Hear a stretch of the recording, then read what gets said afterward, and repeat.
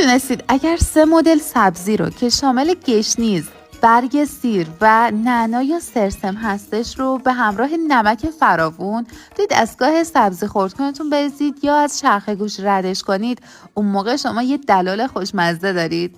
ما توی شمال دلال رو روی ماست میریزیم یا روی میوه هایی مثل آلوچه و خیار و پرتقال که بسیار بسیار خوشمزه است. وقتی هم نمک میزنید تا مدت‌ها توی یخچال میتونید ازش نگهداری کنید بدون که خراب بشه. من شیما رسولزاده هستم. امیدوارم این دلال خوشمزه رو درست کنید و خوردنش حسابی لذت ببرید.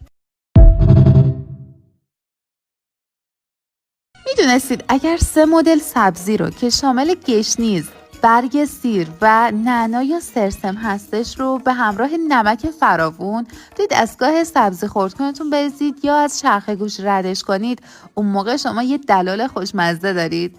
ما توی شمال دلال رو روی ماست میریزیم یا روی میوه هایی مثل آلوچه و خیار و پرتقال که بسیار بسیار خوشمزه است. وقتی هم نمک میزنید تا مدت‌ها توی یخچال میتونید ازش نگهداری کنید بدون که خراب بشه. من شیما رسولزاده هستم. امیدوارم این دلال خوشمزه رو درست کنید و خوردنش حسابی لذت ببرید.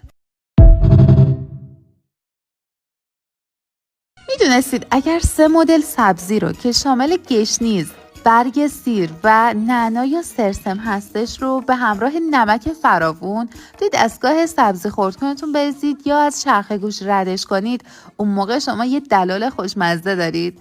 ما توی شمال دلال رو روی ماست میریزیم یا روی میوه هایی مثل آلوچه و خیار و پرتقال که بسیار بسیار خوشمزه است. وقتی هم نمک میزنید تا مدت‌ها توی یخچال میتونید ازش نگهداری کنید بدون که خراب بشه. من شیما رسولزاده هستم. امیدوارم این دلال خوشمزه رو درست کنید و خوردنش حسابی لذت ببرید. میدونستید اگر 3 مدل سبزی رو که شامل گشنیز، برگ سیر و نعنا یا سرسم هستش رو به همراه نمک فراوون توی دستگاه سبزی خردکنتون بریزید یا از چرخ گوش ردش کنید، اون موقع شما یه دلال خوشمزه دارید. ما توی شمال دلال رو روی ماست میریزیم یا روی میوه هایی مثل آلوچه و خیار و پرتقال که بسیار بسیار خوشمزه است. وقتی هم نمک میزنید تا مدت‌ها توی یخچال میتونید ازش نگهداری کنید بدون که خراب بشه. من شیما رسولزاده هستم. امیدوارم این دلال خوشمزه رو درست کنید و خوردنش حسابی لذت ببرید.